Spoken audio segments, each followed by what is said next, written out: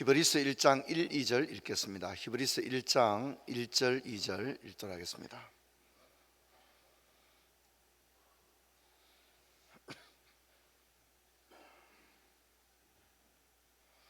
같이 읽겠습니다. 옛적에 선지자들을 통하여 여러 부분과 여러 모양으로 우리 조상들에게 말씀하신 하나님이 그 모든 날 마지막에는 아들을 통하여 우리에게 말씀하셨으니 이 아들을 만유의 상속자로 세우시고 또 그로 말미암아 모든 세계를 지으셨느니라. 아멘. 인사하겠습니다. 반갑습니다. 잘 주무셨죠? 기온이 조금씩 떨어지고 있어서 목요일에는 아침 기온이 3도까지 떨어지게 된다고 합니다. 그리고 또 주말에는 좀 회복되겠지만 여러분들께서 일교차가 상당히 극심합니다. 그래서 건강에 유의를 하시면 좋겠습니다. 이제 우리 40일 특세도 이제 얼마 남지 않았습니다. 고생 많이 하셨습니다. 얼마 남지 않았으니까 끝까지 잘 달려가면 좋겠습니다. 오늘 히브리서 살펴보겠습니다. 제 생각에는 신약 성경에서 가장 어려운 성경 서신을 뽑아라면 로마서, 히브리서 이렇게 말할 수 있습니다. 그리고 성경 가운데는 요한계시록 좀 어렵다고 할 수 있겠죠. 그래서 끝부분에는 우리 특세 끝부분에는 요한계시록에 좀 시간을 많이 할애해서 요한계시록을 조금 더 들여다볼 수 있도록 좀 그렇게 배치를 할 예정입니다. 히브리서에 대한 프로필을 좀 볼 텐데 히브리서는 저자에 대한 확정된 결론이 없습니다. 누구인지를 모릅니다. 그래서 유명한 유대인 역사학자 유세비우스는 말하기를 히브리서 기자는 하나님만이 아신다 이런 유명한 말을 하기도 했습니다. 지금까지도 히브리서 기자가 누군지에 대한 이해는 여러 가지 예를 듭니다. 예를 들자면 누가일 수도 있다, 바나바일 수도 있다, 아굴라, 브리스길라 아굴라 할 때 아굴라일 수도 있다. 히브리서는 신약 성경 전체 가운데도 헬라어 문체와 문장이 가장 고급 문장으로 알려져 있습니다. 그리고 이 히브리서 저자가 누군지에 대한 단서는 하나밖에 없어요. 하나인데 우리 한번 찾아볼까요?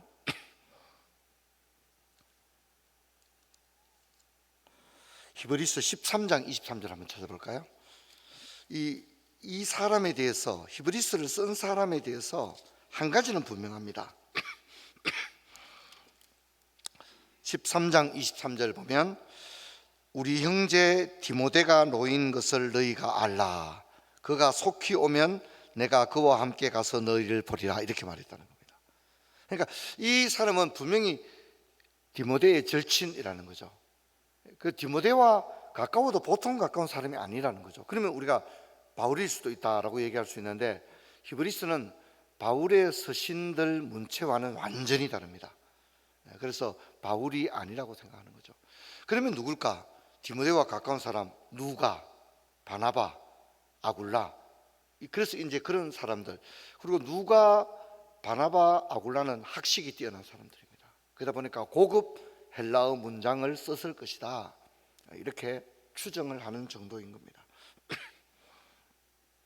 자, 그러면 이 편지를 받아본 사람은 누구인가? 오늘 히브리서 1장 1절 2절 읽었잖아요. 그죠? 그래서 이 사람들은 유대인 크리스찬으로 보여집니다. 왜냐하면 1절에 보면 옛적에 선지자를 통하여 여러 부분과 여러 모양으로 우리 조상들에게 라고 말했다는 얘기는 수신자들은 유대인이 될 수밖에 없는 거죠. 우리 조상이면 유대인이죠. 그죠? 그래서 유대인 크리스찬일 것이다. 이렇게 이야기를 합니다. 자, 그리고 이 사람들의 특징이 뭐냐면 박해를 많이 받았다는 겁니다. 박해를 많이 받아서 두 가지 안 좋은 현상이 나타나게 됐다는 거예요. 박해가 계속 되니까 어떻게 되겠습니까? 배교자들이 나오게 되었다는 겁니다. 신앙을 떠나는 사람들이 나오게 되었다는 거예요. 그리고 또 하나의 문제는 뭐냐면 박해가 계속 되니까 어떤 생각을 하냐면 아니 예수님이 계시다면 왜 우리를 이렇게 박해받도록 그냥 놔두실까? 내가 너와 함께 하겠다고 했는데. 자, 이게 박해가 계속 되다 보니까 어떤 의심이 드냐면 예수님 진짜 그리스도가 맞느냐? 예수님 진짜 부활하신 거 맞느냐? 이런 이제 의구심들이 생겨나게 되었다는 겁니다. 그래서 이제 그런 것들에 대한 해소책으로서 히브리서를 쓰고 있습니다. 자, 수신자들의 상황을 한번 살펴볼까요? 이제 제가 몇 가지 설명했죠. 자, 5장 12절 한번 가봅시다. 우리 아침에 그래도 성경 몇 개 한번 찾아봅시다.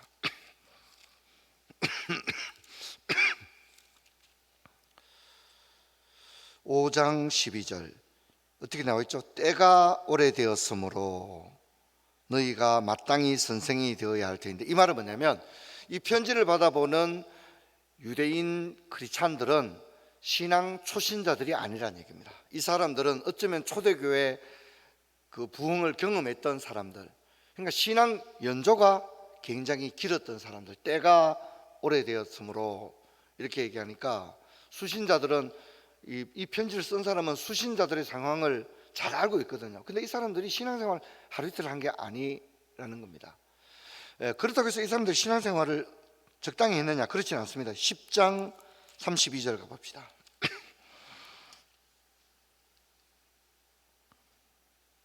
10장 32절 같이 읽어봅시다. 전날에 너희가 빛을 받은 후에 고난의 큰 싸움을 견뎌낸 걸 생각하라. 그러니까 뭡니까? 이 사람들이 고난도 견뎌냈다는 거죠. 고난을 견뎌냈습니다. 33절에 혹은 비방과 환난으로서 사람에게 구경거리가 되고 혹은 이런 형편에 있는 자들과 사귀는 자가 되었다. 그리고 34절에 너희가 갇힌 자를 동정하고 소유를 빼앗기기까지 했다. 그러니까 박해를 많이 받은 거죠. 감옥에도 가고 그랬는데 어땠다는 겁니까? 고난의 큰 싸움을 견뎌내었다. 그러니까 처음부터 뭐 맥없이 무너진 거 아니었다는 거예요. 처음에는 고난에 대해서 이들이 어땠다는 겁니까? 잘했다는 겁니다. 고난의 큰 싸움을 견뎌내고 재산을 다 빼앗기고 옥에 갇히기도 하고 그랬지만은 이들이 다 승리했다. 그랬다는 겁니다. 자, 그런데 이게 뭡니까? 제가 기침을 너무 많이 해서 미안한데요. 이들이 박해도 하루 이틀이잖아요. 그렇죠, 그죠? 박해가 끝날 줄을 모르는 거예요. 끝날 줄을 모르니 문제가 이제 하나둘 문제가 생겨. 뭐 우리도 이제 한국말에도 그런 얘기 있잖아요. 뭐 병 앞에 장사 없다. 뭐 이제 그런 얘기들이 있지 않습니까, 그죠? 처음에 아플 때는 뭐 그냥 걱정하지 마라 이럴 것 같지만 병이 길어져 보십시오. 어떡할 겁니까? 병이 10년, 20년 되면 어떻게 되겠어요? 감당할 수가 없죠. 그래서 좀 안타까운 뉴스들이 종종 나오잖아요. 그렇죠, 그죠? 장애 아이를 키우던 부모가 장애 아이를 죽이기도 하는 이런. 근데 그분들이 장애 아이들을 그냥 버린 게 아니에요. 20년, 30년을 그죠? 그 돌보다가 나중에 부모가 감당이 안 돼요. 부모가 완전히 막 우울증에 빠지고 문제가 생기고 또 자기가 이제 감당할 수 있는 힘이 없다고 생각되니까 이 아이를 버릴 수도 없고 누가 맡아줄 것도 아니니까 극단적인 선택을 하는 그런 안타까운 그런 일들을 보게 되는 겁니다. 이들 또 처음에는 잘했는데 박해가 계속되니까 문제가 있어요. 자, 5장 11절 가봅시다. 5장 11절 멜기세덱에 관하여는 우리가 할 말이 많아 너희가 듣는 것이 어떻게 해요? 두나무로. 듣는 것이 두나무로 뭐냐면 박해가 계속되니까 신앙에 집중을 못하는 거예요. 당장 재산 다 뺏겨버리고 가족이 감옥에 가버리고 또 나도 어떻게 될지 모르고 막 이렇게 되니까 제자훈련 받은 것도 뭐 온데간데 없어져 버리고 그냥 뭐 내가 권사 임명도 받았는데 뭐 내가 권사인지도 몰라. 왜? 너무 힘드니까, 너무 어려우니까 그냥 뭐. 그래서 나중에 어떻게 됐다고요? 듣는 것이 둔하게 된 상황에까지 가게 됐다. 신앙이 뭔 얘기죠? 신앙이 정체되었다는 거예요. 그렇지 않을 때는 신앙이 계속해서 성장하고 이랬는데 끝없는 박해와 고난이 계속되니까 나중에 어떻게 되더라고요? 듣는 것이 둔해졌다는 얘기는 신앙의 이 근력이 약해져 버린 거예요. 뭐 옛날에는 막 뛰어다녔는데 이제 신앙생활 대표기도 하는 것도 막 부담이 되는 거예요. 막 그렇게 되더라는 거죠. 자, 12장 가봅시다. 12장 히브리서 12장 12절 12장 12절 그러므로 피곤한 손과 연약한 무릎을 일으켜 세우고.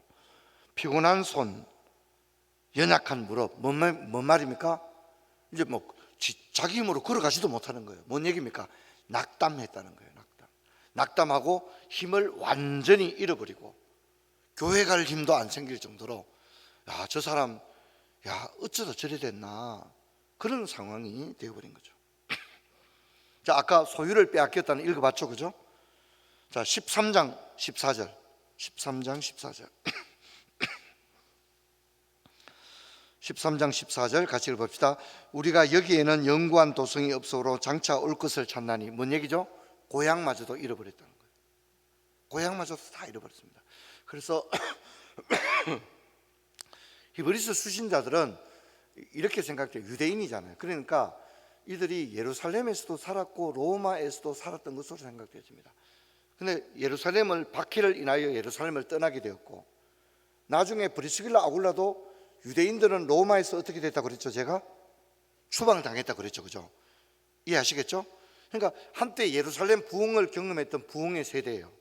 근데 이들이 예루살렘에 박해가 불일 듯 일어나니까 유대인들이 흩어지게 되잖아요. 그래서 아마 로마에까지 갔던 것으로 생각돼요. 근데 로마에 갔는데 또 유대인들을 로마에서 다 내쫓아 버렸거든요. 그러니까 로마에서도 또 쫓겨나게 된 거예요. 그러니까 이들이 뭡니까? 우리는 갈 데가 없다. 영구한 도성이 없나니, 우리는 어디도 우리를 안 받아주구나, 갈 데가 없구나, 그렇게 된 거예요. 이해하시겠죠? 히브리서를 받아본 사람들의 상황이 그렇다는 겁니다. 자, 그래서 이제 바울은 이제 나머지는 이제 우리가 이제 다 해결했습니다. 그렇구나, 히브리서는 이런 상황에 있는 사람들에게 쓴 편지였구나 하는 걸 이해했고요. 그래서 바울은 이들에게 기초부터 다시 합니다. 세가족 교육부터 다시 합니다.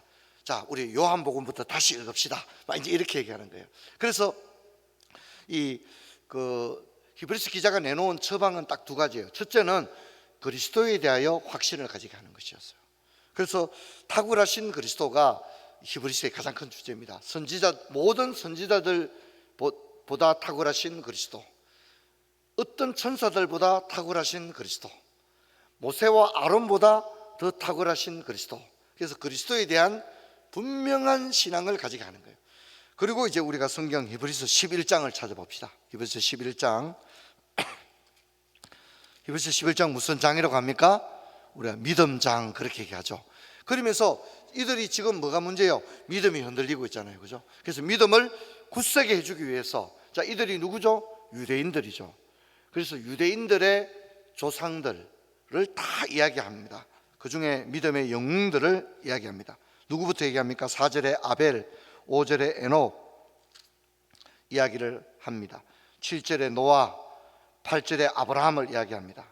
그리고 이삭과 야곱을 이야기합니다. 또 11절에 사라를 이야기합니다.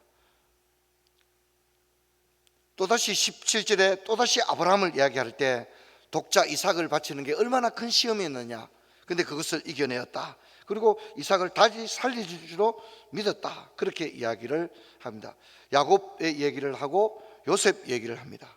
그리고 모세 이야기를 합니다. 23절에 모세 이야기를 하죠. 그래서 25절에 보면 도리어 하나님의 백성과 잠시 고난받기를 잠시 제약의 낙을 누리는 것보다 더 기뻐하고 그리스도를 위하여 받는 수모를 애굽의 모든 보화보다 더 큰 재물로 여겼으니 이는 상 주시는 임을 바라보았다. 이렇게 합니다. 할렐루야. 그래서 이 낙심한 유대인 크리스찬들에게 그리스도에 대한 확신을 이야기하고 난 다음에 예를 엄청나게 드는 거죠, 그죠?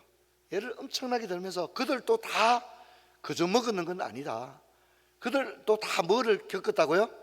고난을 다 통과하고 그 고난 가운데 졌습니까? 이겼습니까? 우리 대답 크게 봅시다. 졌어요? 이겼어요? 이겼다, 그 얘기를 합니다. 그러므로 우리도 그렇게 하자, 그렇게 이야기를 하고 있습니다. 사랑하는 성도 여러분, 우리는 사람이잖아요. 사람이니까 힘이 없고 약한 겁니다. 그래서 우리는 연약합니다. 연약함을 인정해야 됩니다. 끄떡없습니다. 아닙니다. 몸도 약하고 나이가 들면 섭섭한 마음도 젊을 때보다 많이 들게 됩니다. 몸의 기능도 자꾸 잃어가게 되거든요. 저희 이제 어머니가 지금은 전혀 음식을 안 하십니다. 그리고 이제 주간 보호센터를 다니시는데, 저는 진짜 어머니 해주는 음식을 너무 많이 먹었거든요.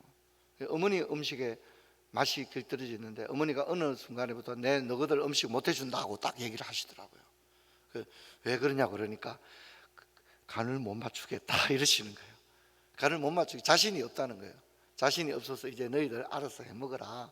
내가 이제 너희들 더 이상 음식 이제는 안 해준다, 할 수 없다. 어머니가 그러시고, 지금은 이제 전혀 음식을 안 하시고 주간보호센터에서 아침, 점심, 저녁을 다 드시고 그러십니다. 그게 사람입니다. 아무리 뛰어난 셰프도 나이가 들면 어쩔 수 없습니다. 왜 그러시죠? 왜 우리 건강이 다시 회복되지 못합니까? 여러분, 우리는 천국 갈 준비를 해야 되기 때문에 육신도 약해지고, 자꾸 이 땅에는 소망이 자꾸 줄어들 수밖에 없는 거예요.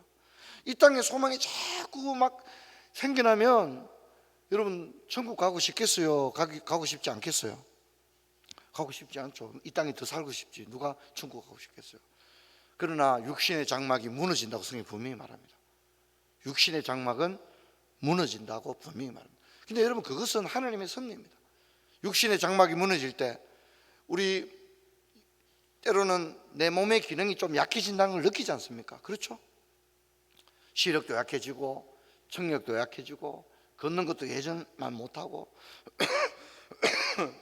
그렇게 될 때 여러분, 우리는 더 나은 본향을 바라봐야 할 줄로 믿습니다. 본향에 가서는 그렇지 않습니다. 본향에 가서는 육체적 연약함 가운데 있지 않게 되거든요. 육체의 연약함을 다 벗어버리며, 그렇죠, 그죠? 또 우리는 사망의 연약함도 다 벗어버립니다. 천국에 가서는 다시는 죽는 것이 없거든요. 이해되겠죠? 그래서 우리는 그래서 하늘도 땅도 새 하늘과 새 땅이 되는 거죠, 그죠? 할렐루야. 그 소망을 바라보며 나갈 수 있는 그런 믿음을 가지고, 여러분, 제가 주일날 또 설교를 했습니다만, 과학이 이렇게 발달해도 인간의 삶은 본질적으로 나아진 게 하나도 없습니다. 여기 뭐 잘 사는 사람, 못 사는 사람, 결국은 요양원에 가서 인생의 마지막 시간들을 누구나 다 보낼 수밖에 없는 것입니다. 그게 오늘 우리의 실존입니다. 그래서 세상은 막 뭐 대단한 것처럼 얘기하지만 대단할 거 하나도 없습니다. 우리는 인간의 삶은 나아진 게 없습니다.